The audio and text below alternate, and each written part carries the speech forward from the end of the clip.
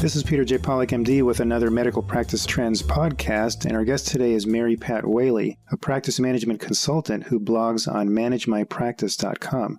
Welcome, Mary Pat. Thank you. Our topic today is how to get the most out of your medical software. Now, medical software, that covers a lot of ground, so can you explain what you mean by that and what does this encompass? Well, medical software can be anything from the big boys, which is practice management, or PM as we call it, or electronic medical records, EMR, but it can be just about any program that your staff and you are using in your medical practice to help store information, manipulate information, or make information more accessible. I guess with EMR systems in general, if you're lucky and you've done your research properly, there's going to be a formalized training process. Although these days, as much as EMR is a hot topic, what with all the financial incentives, the software vendors have their hands full just selling these systems, and sometimes training suffers. But you've found that with a lot of other types of software that are implemented in the practice, this is not necessarily the case. I think that's a great point.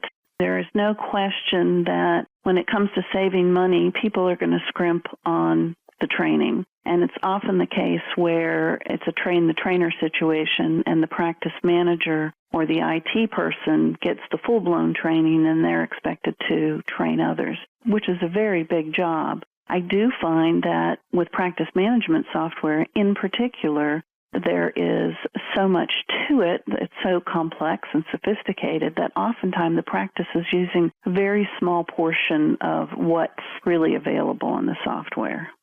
I think you used before the analogy of using 10% of one's brain and similar with the software.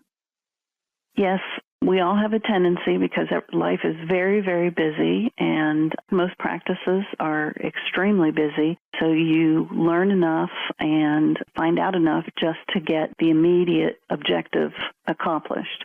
And unfortunately, there are many more things that you can learn about the software. And you have to really tap into your vendor to learn those things. I suggest calling support not when you have a problem, but to ask, is there a better way to do this?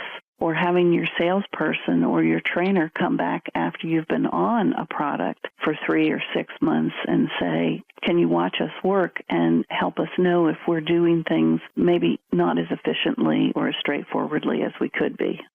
I like what you said about training the trainer. When we actually implemented EMR, we had the software vendor train some of our sharper people that we designated as our super users. And one of the best ways to learn something really well is to teach it. So these super users actually spend a lot of time training the other employees, and they're kind of dispersed around the different practice locations and are the go-to person when there's a problem. So this way, every time that they teach something, they learn a little bit more about the system. And you're very fortunate to have that size of an organization that you have that wonderful resource. A lot of the smaller practices, practice manager may not be as technologically savvy or as comfortable with the technology. And sometimes it's word of mouth training. Sometimes the previous person in a position trains the next person coming into the position. It's a little bit like the telephone game. The message that started out at the first person is not the message that came out after it's been delivered from a number of different people. And that's a real detriment to a practice. And the process can really be distorted by the time it gets to the end of the line. Exactly. That's why it's great to have things that are written protocols to help people, to make sure people are staying on top of things and that those protocols are adjusted when an adjustment is made in how you're actually using the software. And those protocols can actually help when you have a key employee that leaves, and then you have to bring in the next person and perhaps train them on a system that they have never used before.